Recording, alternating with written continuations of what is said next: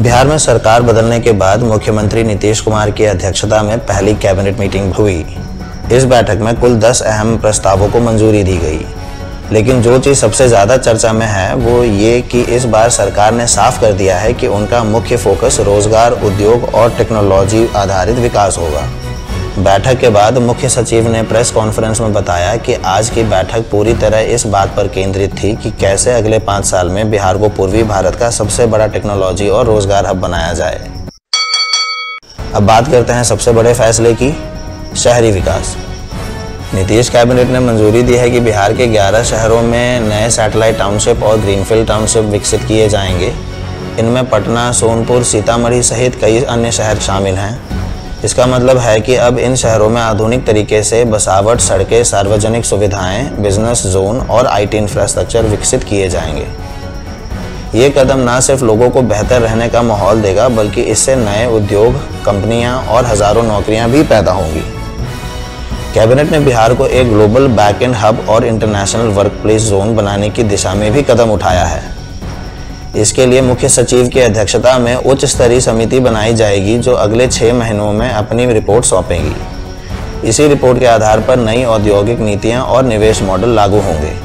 सरकार का विजन है कि बिहार सिर्फ भारत के अंदर नहीं बल्कि वैश्विक स्तर पर IT, tech support, data services और ऑनलाइन वर्कफोर्स का केंद्र बने। अब बात उस फैसले की जो युवाओं के लिए गेम चेंजर साबित हो सकता है, Bihar artificial intelligence mission. Cabinet ने इस मिशन को औपचारिक मंजूरी दे दी है। इस मिशन के तहत एआई आधारित कंपनियों को बिहार में निवेश के लिए समर्थन, कॉलेजों में एआई और टेक्नोलॉजी आधारित कोर्स, स्टार्टअप्स को फंडिंग और समर्थन, युवाओं को हाई स्किल्ड एआई ट्रेनिंग और एआई आधारित रोजगार अवसर विकसित किए जाएंगे। मुख्य सचिव का कहना है कि सरकार चाहती है कि आने वाले समय में बिहार सिर्फ खाने और कृषि राज्य के रूप में नहीं बल्कि एक एडवांस डिजिटल इकोनॉमी स्टेट के रूप में पहचाना जाए।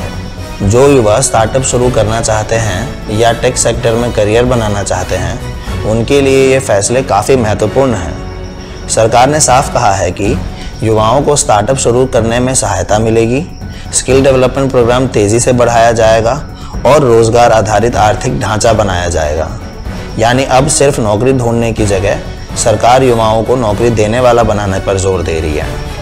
तो दोस्तों, ये थे बिहार सरकार के वो बड़े फैसले जो आने वाले समय में राज्य की विकास यात्रा को नई दिशा दे सकते हैं।